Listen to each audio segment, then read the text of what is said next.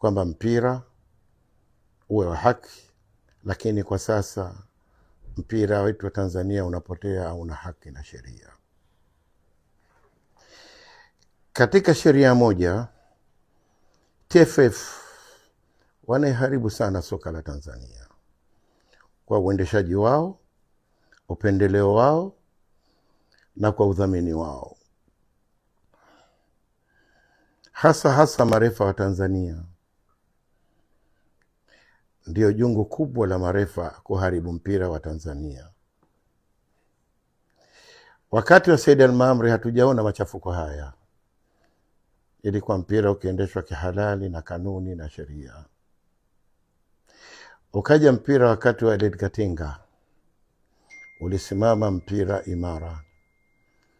Lakini baada ya hapo hakuna chama kilosimama katika mpira wetu wa Tanzania.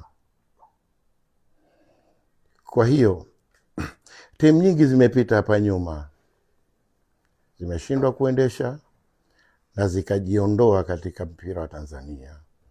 Walikuja wadhamini wengi, walishindwa kudhamini vilabu kwa kutokana uendeshaji wa vyama vyetu vya mpira. Vilikuja vilabu vingi, viliondoka. Alikuja Kajumolo, ilikuja Restra, ilikuja Moro United, vote vilishindwa kwa uendeshaji wa mpira wa Tanzania. Mpira kwetu Tanzania ndio tamaduni yetu, na tuna vipaji vingi, na tunao watu wengi wa kuendesha mpira Tanzania, lakini hatujapata viongozi wa kuendesha mpira Tanzania. Kila kiongozi anayekuja basi anakuja kwa sababu ya timu fulani au uendeshaji wa timu fulani. Kwa hiyo hapa, kwa kuendelea mpira wetu wa Tanzania utachukua muda sana. Na kama mnavyoona, angalieni marefa wetu wa Tanzania, angalieni marefa katika AFCON na FIFA. Kwa hiyo tunashindwa na marefa wa Kenya, tunashindwa na marefa wa Uganda, tunashindwa na marefa katika Afrika Mashariki yote. Tanzania tuna marefa wabovu. Hawafai hata kuendesha mpira.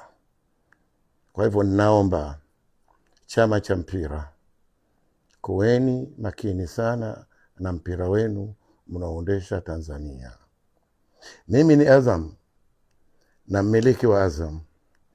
Kwa uendeshaji huu, na sitokubali tena kuonewa na marefa wenu wa TFF na wa bodi ya ligi.